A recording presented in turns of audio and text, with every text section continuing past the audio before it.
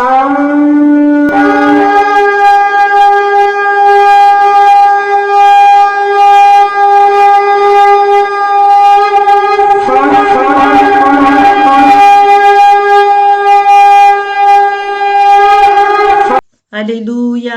mbola faly miarabanareo amin'ny anaran'i Jesosy Tompo aho anio alatsinainy 7 ny volana novambra 2023. Ry hava-malalo amin'ny tompo, anio aho dia hijoro vavolombelona ny amin'ny nofy izay naseho an'ny tompo tamiko tamin'ny talata lasa teo izany, tamin'ny herinandro lasa ry izany tamin'ny talata 1 zany ny volana novambra. Ry havana, ny zavatra naseho an'ny tompo tamiko tao anatin'ny nofy dia tena fampitahandremana antsika tsiraray avy ny amin'ny fahavalo izay manafika antsika. Ka tsisy olona afaka hanavotra antsika izany rehefa ohatra isika ka tsy mety miverina amin'ny Jesosy Tompo.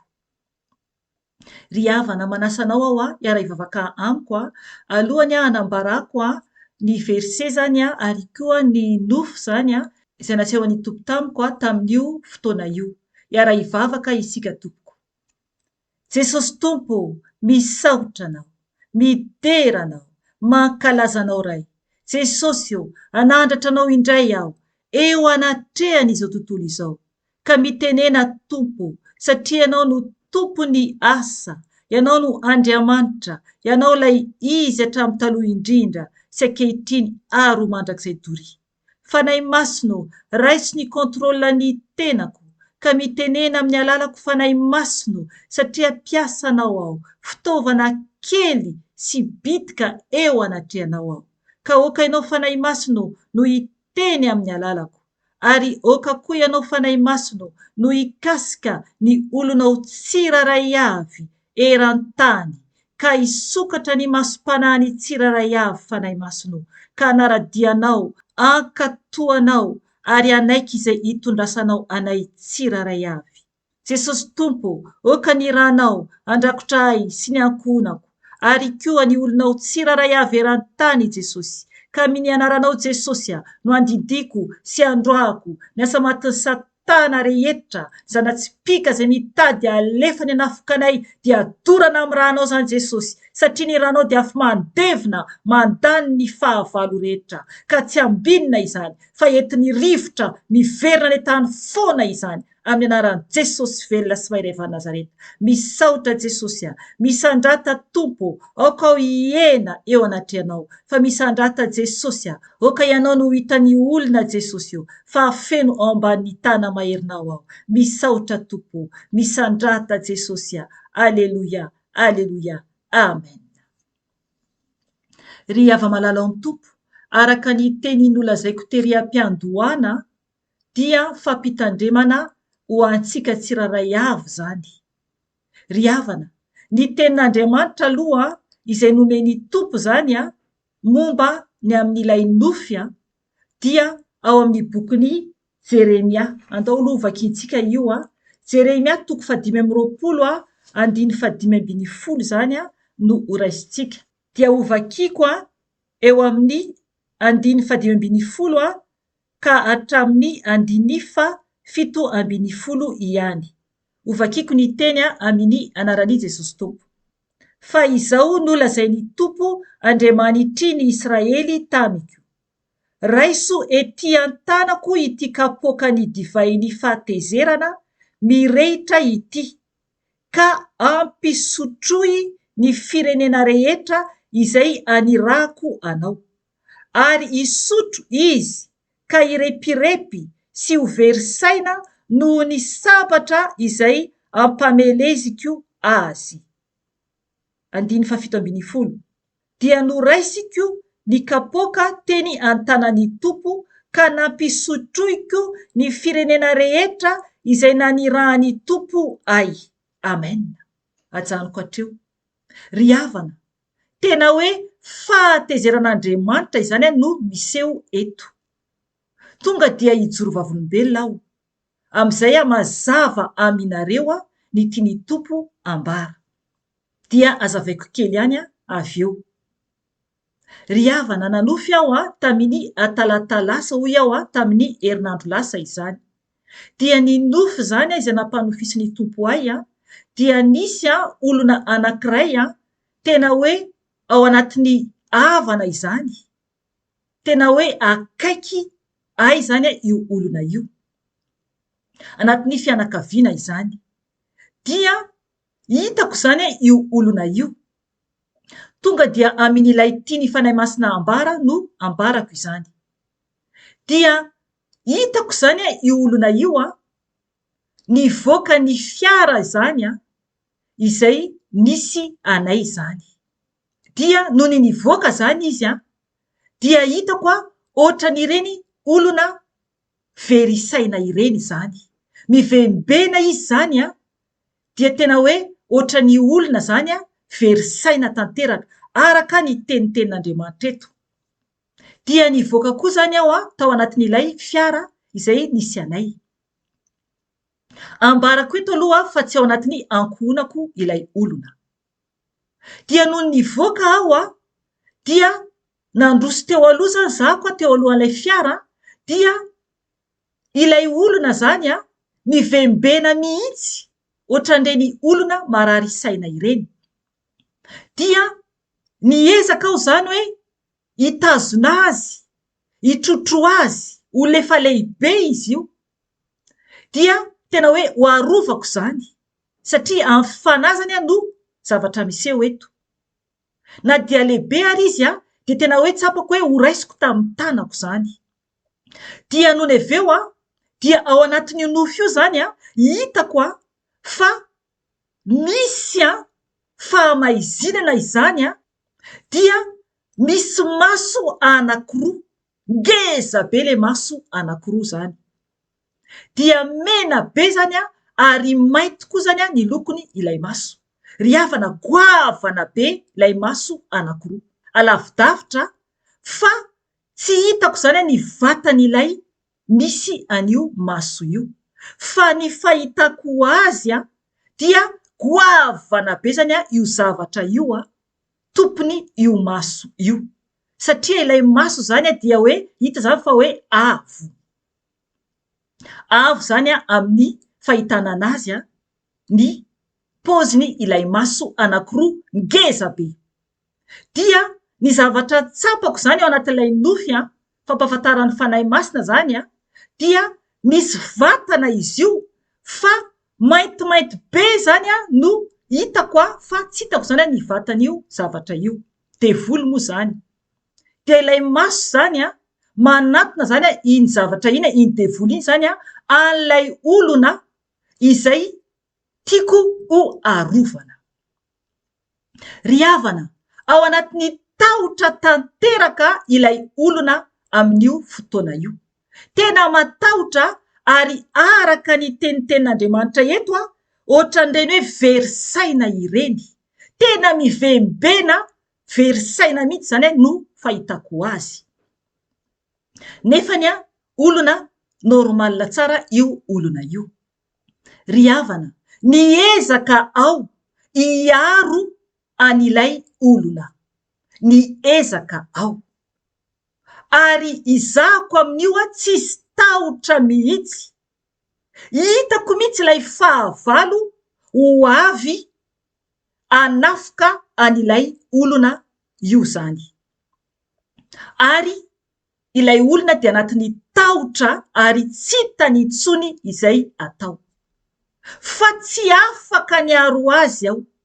Satria na dia niaro azy aho dia tsapako ao anatin'ilay nofy fa tsy misy intsony ny azoko atao ho an'ilay olona.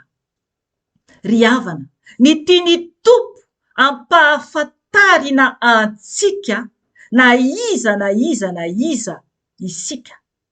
Na iza ianao izay miaino izao. Dia tsisy olona afaka anavotra antsika raha tsy mankatoa ny tompo isika. Dia tsy misy olona afaka anavotra antsika afa-tsy i Jesosy irery ihany. Na dia miaino fampianarana fampaherezana, fijoroana vavolombelona, na dia miaino isan'andro ara ianao tompoko, kanefa tsy mety iova anaraka any Jesosy tanteraka izany anatiny sy ivelany amin'ny fiainanao, dia ho very ihany ny hafaranao raha tsy mankatoa ilay mpanjaka ny mpanjaka ianao.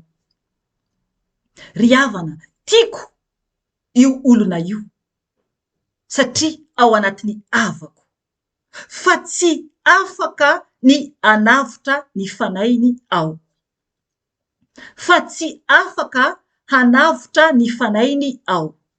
Eny tompoko, efa nanambara taminy aho ny amin'ny tompo fa azy ny safidy, ary ianao koa toy izany, ho anao ihany koa no misafidy izay tianao.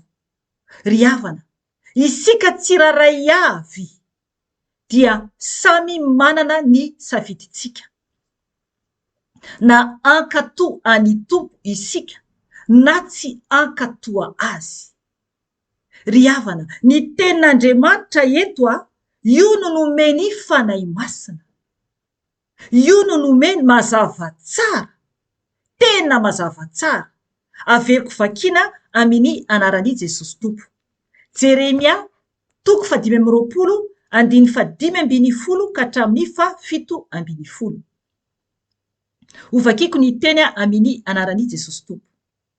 Fa izao no nolazainy Tompo andriamanitry ny Israely tamiko: raiso ety an-tanako ity kapoaka ny divainy fahatezerana mirehitra ity, ka ampisotroy ny firenena rehetra izay anirahako anao, ary isotro izy ka irepirepy sy ho very saina noho ny sabatra izay ampameleziko azy.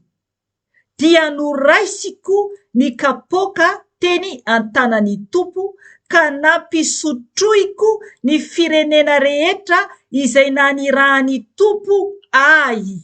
Amen. Ry havana, i Jeremy mpaminany no ny rainy Tompo Andriamanitra teto. Tahaka n'izany koa izako ny rainy Tompo hanambara aminao izay ino ny faminaniana izay asehony Tompo amiko, na fahitana izany na nofy izany, ary koa ireo fahagagana maro izay nataony Tompo tamiko sy ny ankohonako. Ry havana, fahatezerana mafy no ahazo ny tsy mpankatoa ny Tompo.